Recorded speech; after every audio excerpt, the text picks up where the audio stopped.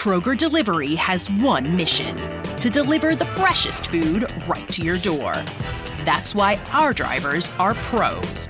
Our trucks are refrigerated. And when it comes to low prices, we always deliver. With $20 off your first order of $75 or more, there's no better time to get in on the action. Mission accomplished. Restrictions apply. See site for details.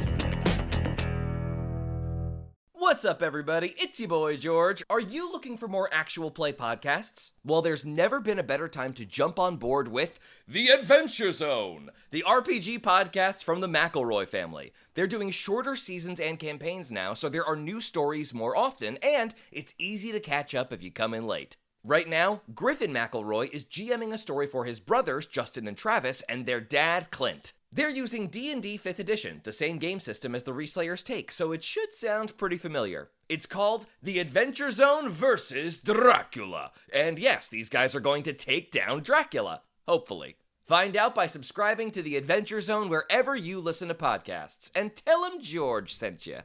Welcome to the Reslayer's Take. I'm George Primavera. And I'm Nick Williams. You can listen to new episodes of the Reslayer's Take every Monday, anywhere you stream podcasts. Or if you want to listen to the podcast 2 weeks early and uninterrupted by ads, join Beacon at beacon.tv. Last but certainly not least, if you're enjoying the story, please consider leaving a rating and review. Your feedback might inspire someone new to join this adventure.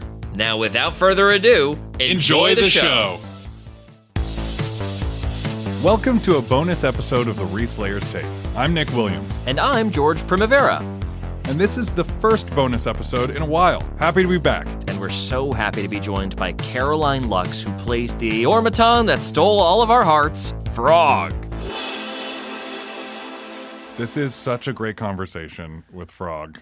Caroline's one of the best people to talk to about anything, especially when it comes to like generating this kind of narrative stuff for all ages. She has so much experience. And she is such an open, she wears her heart on her sleeve all the time, including at the table, and it's really fun to talk to her about her process moving through this kind of space, and it's just a really great time.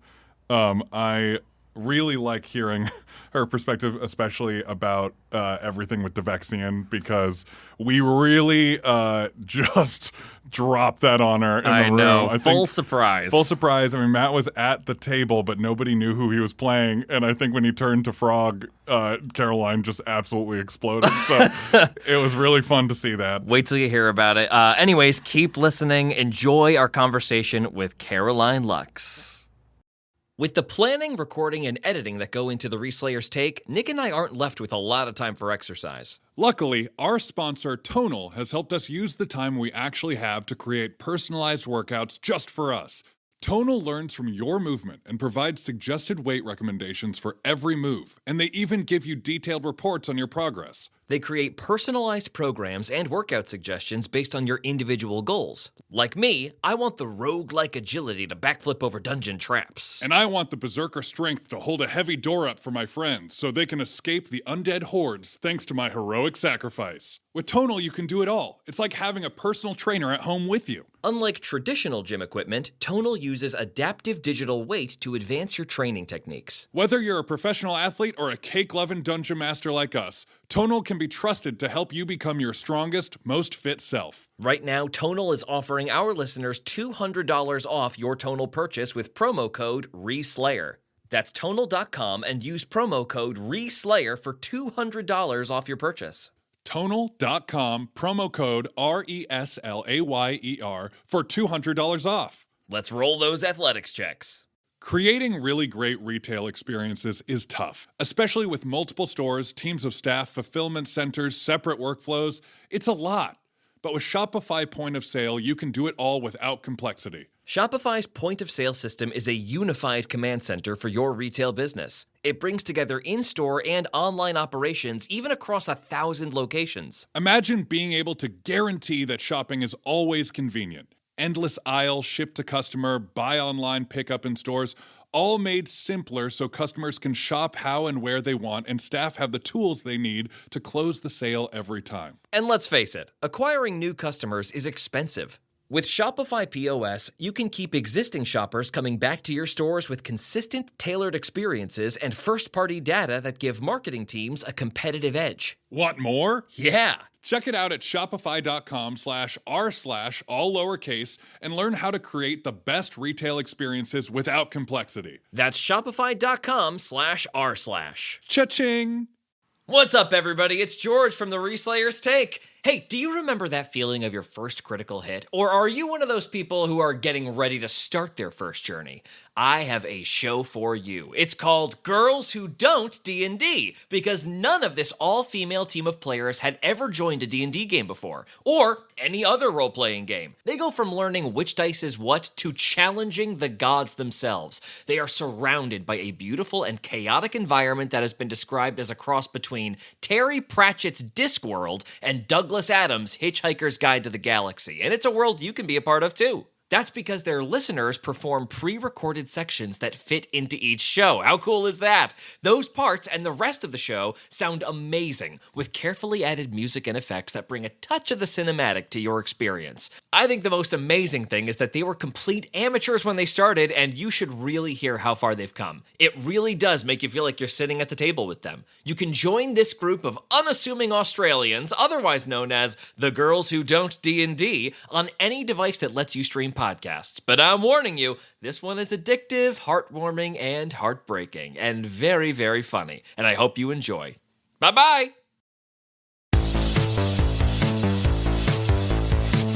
Hey everyone, we're back and we're here with Caroline Lux, who plays Frog. Hi. Hey Caroline. Hi everyone. It's so wonderful to be here with both of you. It's so cool being in the studio. Our D&D history, the three of us, extends so far back, guys. Over 10 years. Over 10 Over years. a decade. Caroline, we first met you in college at Muhlenberg College, which almost everyone I tell that to says it's made up, but it's not made up. It's real. You can Google it. Guess what the mascot for Muhlenberg is? You're right. A mule. Yeah, you got it in one. You got it. But It used to be the Cardinals, but it was too long to write in newspapers, so they shortened it to the Mules if you want the true history. Yeah, I think it was like, wasn't it kind of like a derogatory term for people who went to Muhlenberg? In the call it was us like, mules? yeah, the mules lose again, like one of those, and then they were just like, well, let's just keep it as the mules. Big loss for the mules today again. Classic. Classic. But we met doing theater there. Theater, We were in the same class. Comedy. And yeah. it was the both of you that kind of introduced me to my first D&D table. Yeah. Yeah, your first game of D&D was us playing all together, right? Yes, exactly. George, you were my first DM. You taught me all the tricks. All the secrets. Well, it's so funny because I remember growing up, my brother had some kind of, tabletop group going on in our home, but he would refuse to let me go downstairs and watch and participate. So I was like, I had this kind of concept in my head of what it could be and all the magic that could happen. And then finally it took me getting to college to experience it. That was like right around the time we also learned how to play. Like it was right. Very fresh. I think very it was fresh. maybe a year after we had like an experimental little game that was like maybe 3 or 4 sessions. We were also playing 4th edition at the time, Yeah. which Right. is no so longer much more complicated. what we're Like playing. Diplomacy. Diplomacy was a Diplomacy. roll. Yeah, you would roll diplomacy instead of persuasion. I Which remember was that. my whole thing because I didn't want to fight ever. Yeah, Yep. well, the giveaway at the end of that campaign is that we had a big, long, years-long campaign. I had 2 different groups I was running on Muhlenberg's campus, and we got all of the groups, all the people together to play like the last big game, and Caroline ended the fight with a diplomacy roll. And, obviously there was lots of combat leading up to it, but it was like this pitch perfect story moment that, of course, Caroline was the engine behind. And I think ever since then, I've been positive when Nick and I started making all of this D&D stuff. Both of us were like, we got to get Caroline in on this as hard as we can. Oh, shucks. Yeah. Also, specifically, when it comes to Reslayer's Take, Reslayer's Take is an all ages podcast, and Right. you, since college in the last 10 years, Yikes. have Stop marking that. you've been doing tons of children's theater and content, right? You worked for Story Pirates for a long time. Yes, I I was in Story Pirates, still technically am, but back before the pandemic when we were, we would go to schools and perform. And the whole thing with Story Pirates is that we offer kids an easy way to break into storytelling. We give them a nice frame to get them started. And they write stories, and then we take the stories, turn them into sketches, into songs, into now podcast episodes, because Story Pirates now has their own podcast, which is fabulous. And then we perform it back to the kids that wrote it. So cool. They get to see their words come to life, their ideas come to life. And I think that's what's so magical about, a D&D podcast for all ages is, like me, at a young age, wanting to kind of have that outlet. I didn't have it. And I think the optimal players for a game like this are children, because their ideas are limitless. They haven't been told no yet, The main character can be a washing machine who has the ability to shapeshift. You know what I'm saying? Like, I know what you're saying, exactly. yes, they can tumble dry their enemies. And I just think that's really fabulous. So coming together with this project, it felt like a dream come true. Yeah, it was such a no-brainer. And you bring such an incredible innocence and like that kind of all-age like quest for knowledge to Frog. I mean, like Frog is so like the thing I love about Frog is that she's very childlike, like it was so much wonder, but has such depth to her also, which is really exciting, and we're getting to explore that now. Yeah, it's so exciting. Which we should talk about. But before we get into like all the stuff that just happened on the show, which was all really amazing with Frog stuff. Whoa, indeed. I want to like just get down to like the original building blocks of Frog. Like what was kind of that original motivation for your character when we came to you, I think it was wide open. Anything you want in the world of Exandria, and we'll tell the story. Yeah. Right. And when y'all came to us and just gave us kind of free reign, which was amazing, and like having in the back of my mind that this would be a podcast for all, I thought how fun and interesting it would be to have a hero who didn't necessarily carry a weapon, but carried a journal. And, with Critical Role and all the stories they've told, we've had a few instances of some metallic friends, and I just was so inspired by that and by one of my favorite films, The Iron Giant, to have this like kind of person, this kind of creature who awoke and didn't necessarily know what their purpose was. And their first instinct was to be good, before it was, used by the army and whatever. But I just thought that like there's just like something so wonderful about a gentle giant, and I wanted to just incorporate that into my character and into Frog, who is 6'10", so she's not that giant, but she's pretty tall. She's the biggest one in the group. Yes, and I think it's fun too because it's we've seen a lot of very different Eormatons in Critical Role stuff, but none like Frog. I mean, Frog is like this big, tall, like, super intelligence-focused, like, character. Right, and that's what's so wonderful about having the monk class, like having it being connected to the Cobalt Soul, because their whole journey is, like knowledge and the protection of it. And I was just like, when I learned of that, I was like, oh, duh. Oh, duh. That's the only option. It has to be. And there's also something so fun about kind of a metal character who is light on her feet.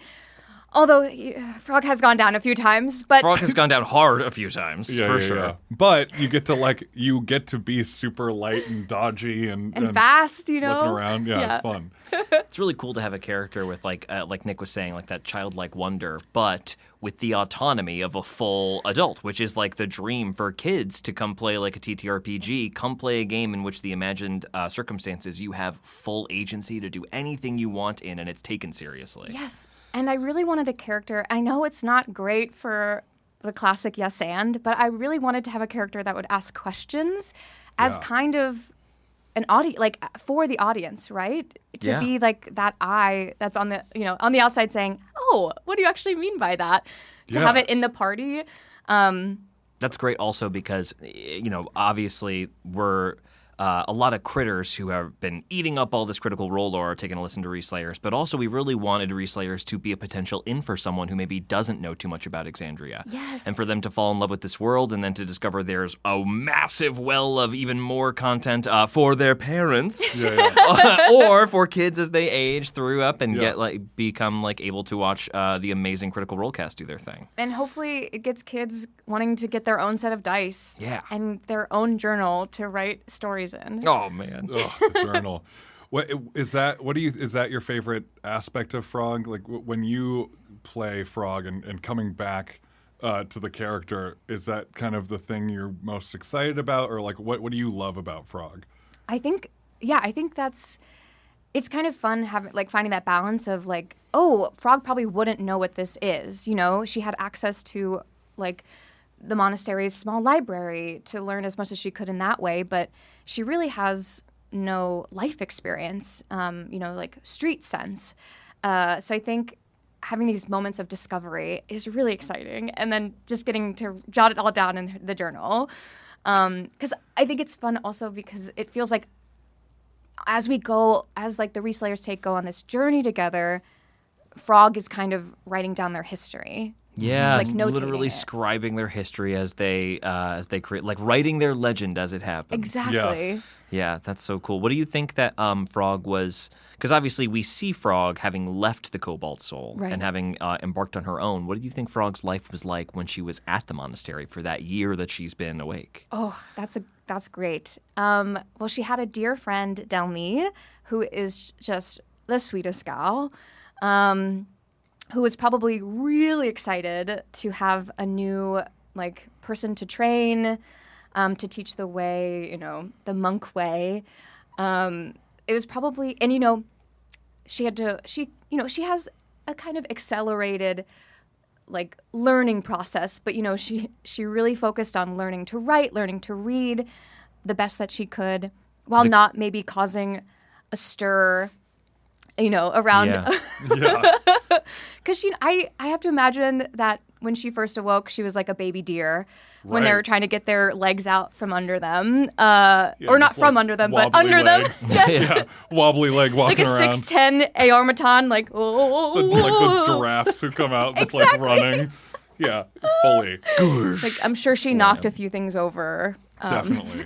Yeah, it's definitely like the camera shot is Frog tripping on the edge of the pond and seeing the frog that she decides to name herself. Of course. And I think her friend Delmy probably helped her. She's like, you got big eyes, kind of like, I don't know, like a frog maybe. Yep. I love that. I that's my favorite thing. Picturing it's like the after credits of a superhero movie where you're just like, hey, you got big green eyes, kind of like a frog. That's something. Well, speaking of, all this backstory, these last couple episodes, you got to meet Devexian. Oh my goodness. What was that like? Just like before, without any of the content. What was it like just sitting across from Matt and just maintaining eye contact that whole time? Oh yeah, how long? Yeah, how long would you say that Hours. was? Yeah, It felt like hours It felt or like a year. seconds. in the best way. I lived a whole lifetime. I know we went past time and just Yes. existed in our own little pocket dimension for a minute. Well, I have to say it was a complete surprise. I had no idea I'd be having a little scene with Matt at the table. But it was so wild because the second we made that connection and our characters had this scene together, it was like, oh yeah, our characters are in this world that has existed for a long time, and all of a sudden we're a part of it. And with Aor and that kind of deep, deep history, I was just like, we're a part of something bigger, Yeah. It just opened up. Yeah. When he comes in, when Vexian drops that lore about Aor, it's like one of the most beautiful, Matt, who is the architect of Exandria, pulls from not only just like a rich well of knowledge about the world, but also a rich knowledge of like what the themes of those that content is like supposed to represent. And, with the reawakening of Devexian by the Mighty Nine, which is Critical Role's second campaign group, Devexian has kind of a similar arc to you where he is kind of spat out into the world to go and figure things out. And it was really fun to see you guys in the scene discover like a kinship of your journeys. Like both of you are hunting for knowledge as like your primary goal. And to find out that he was the one that woke Frog up, I had no idea. I know, that was a fun little secret we got to keep from you. I just thought the monks found me, kicked me, and they're like, oh. Metal? Bong, bong, bong, bong.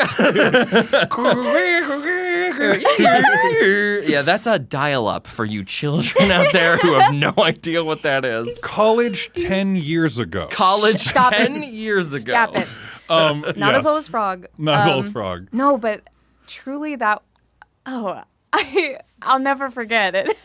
Yeah, and we got to get, I know it was like a fire hose of information for you. I was just like, wow, it's just full spigot. I was trying to take notes because I was like, I can't forget a thing of this. And of course, I think maybe Frog would try to be doing the same thing, on the table, while making eye contact, scribbling. Yeah. Good. Like shorthand. Good.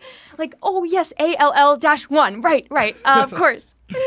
One of my favorite things was to see at the very end of that scene, which we hear as Devexian sort of reaches the conclusion of giving you all that information about yourself, and this is one of my favorite things I've seen at the table, period, from you, Caroline, is how Frog disarms Dee in this very serious quest to have that moment of levity with sketching him and discovering that this all-knowing wise sage bringer of robot life to Exandria's do I look good? How's my hood?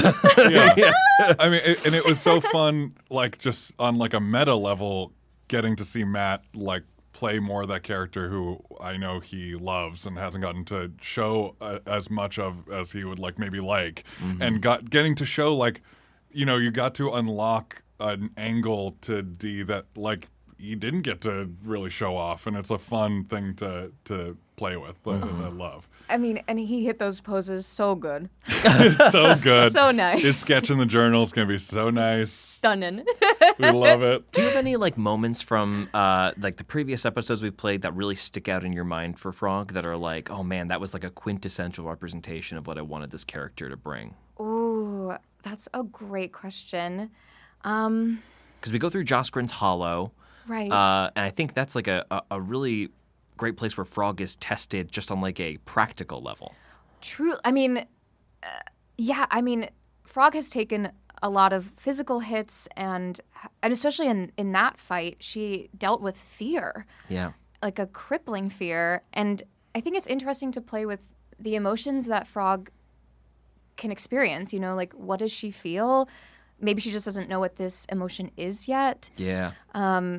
And maybe that was her first time being scared, hearing those screams under the water. Especially that scared. Yeah.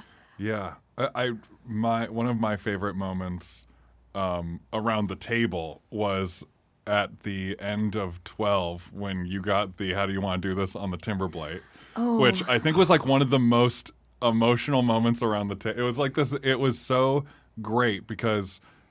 From a player arc and Frog's arc, you had been taking so much punishment just because you're on the front line. You're I'm kind the of melee. The tank of the team. You're the tank, and so you're on the front line of everything. So you're getting just whammied over and over by every one of these big monsters, and to get that moment on this hugely important battle was just it was so palpable around the table. I loved it, and to have it kind of be. The fact that the motes of light from her magic gloves are radiant light, and to have it kind of blow past the necrotic energy of this enemy, it's a little symbolic, a little emotional. Totally. But yeah, I was crying when we were playing in that moment, and I can hear it every time I listen to the episode when we do that last fist bump before we say boom.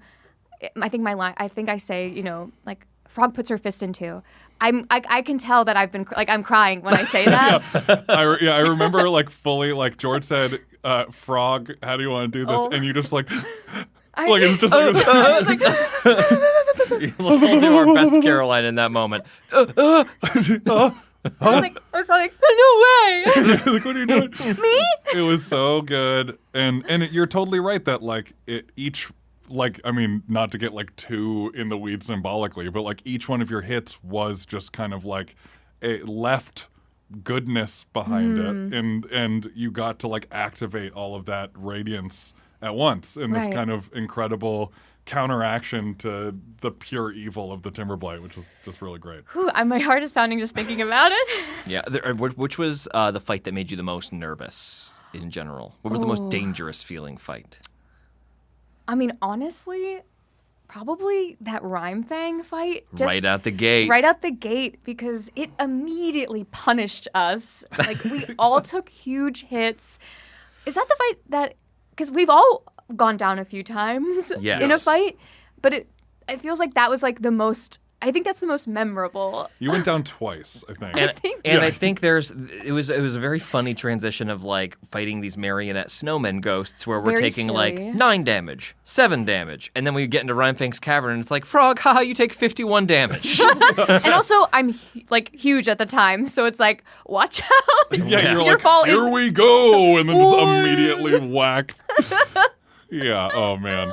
Yeah, the stakes were really high in that first one. But Yeah, yeah. that's when a moment of like as a DM you get like Nick and I were looking at each other like, oh boy, maybe we made it a little too spicy. we're kicking their first butts a little bit. encounter. Yeah. And I have to say, I think like the scope of the Hug Hive fight was just like so cool. Like each of us having our own little traps, and like, you know, I thought that was really cool that it was so dynamic, and it was like kind of a bigger playing space. Yeah. Yeah, So I love cutting around in the big scale fight like that. I love being like, we whip over here and it's like a full different area where there's tons of other stuff happening, and like like that full Avengers vibe. Like, And getting to see like everyone really showcase like their spectral weapons in that fight was awesome. Mm-hmm. Yeah, so cool. I love the moment where the skeletons are blasting through the streets and you go, no! Is like such a goosebumps moment of all the, like, they all get tripped up. yeah, so fun. I love the whole Hug Hive sequence is so fun to me, That's so and good. Sam is so funny. Oh. But yeah, We've it's also good. seen like a ton of development with Frog with like the rest of the party. How do you think like Frog's relationship with her party members has changed from like the beginning of meeting them to like now we're like deep into not only Devexian and everybody like immediately being like, well, of course we're gonna help Frog find herself. Like that's also the Reslayer's Take's job. That was really emotional when they were immediately like, yeah, how far away is that? The gorge? Oh, yeah, we can get there by tree probably. Yeah. No, I truly, you know, we've thrown around, you know, found family, and it certainly feels that way. And, you know, I think maybe begrudgingly, my wonderful party members have taken up the mantle of being Frog's new educators, her new teachers. You know, she got so much from Delmy and the other monks, and now getting to be on the road with all these fabulous characters who have such rich history and knowledge of their own. Like, everyone has a really specific, you know, things that they are good at, not so good at, things that they can hopefully impart on Frog. And I think she's really come to rely on them. It's fun too because it's like not just. I mean, everyone has like their, you know, Farah. We get to throw for like the ghost history and all that stuff, and you know, there's all these specific knowledge pieces. But then also everybody kind of has like learning moments that Yes. that Frog gets to learn from. Of like, well, that's how, you know, how Hira's dealing with that might not be the best way to deal with it or whatever, and you get to see those things. Whereas, you know, she was probably kind of in a little bubble before in the monastery. Absolutely, yeah. Yeah. I think Frog's general demeanor is in itself a teacher. You know what I mean? Like, even though Frog is the one learning like the most like objective knowledge, your attitude and lack of distrust and all of that is something to learn from. Yeah, like hopefully, you know, kind of bringing it back to like an all audiences kind of, you know, thing. She can be that reminder of the time before you learned all the hard stuff. Yeah. Like before you were told no, before you were told you can't do that, before you were told that you're not good enough. Like, Yeah. hopefully she can be a reminder that it's okay. Yeah, just because you learn more math and more about history and all this stuff in school doesn't mean that you aren't extremely smart at every age. yeah. You just have a more attuned knowledge to different things. And that's Yeah. beautiful. Yeah, and there's still hope to be had even when you start discovering the like super dark stuff. You know, we're throwing Frog immediately into like some really heavy stuff for like a brand new being. And Yeah. so and it's like remaining stalwartly positive kind of in that is really a good message. Yeah, and keeping Devexian's words like in mind of, your past is your past, but what really matters is how you're going to act on it now. And, not Matt quoting almost the Iron Giant at me. Yeah, almost like in You such a know- way that it really, I saw your face like light up as you were like, my inspiration made manifest. Oh, you are who you choose to be? Okay. Okay, just what I was going for my entire character. I don't have to be a nuke? Is that what you're telling me? I can Thank be you. Superman? Thank you so much. Game question. What's your Yes. favorite part of being a monk? Have you ever played a monk before? No, this is my first monk. And I think I really wanted to try a class I'd never tried before. Yeah. What classes have you played before? I've played Bard, Yep. Barbarian, Rogue.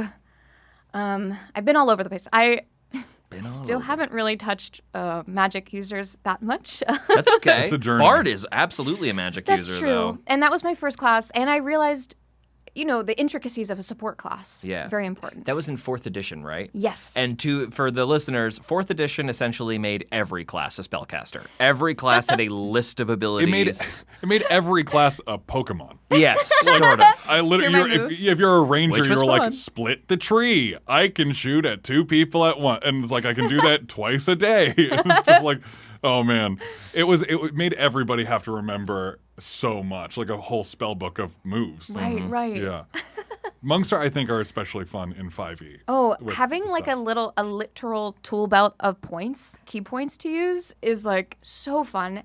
And I mean, we just leveled up to 6 at this point, and the Cobalt Soul just keeps delivering. I haven't gotten to use, the new things I've learned yet in the game, but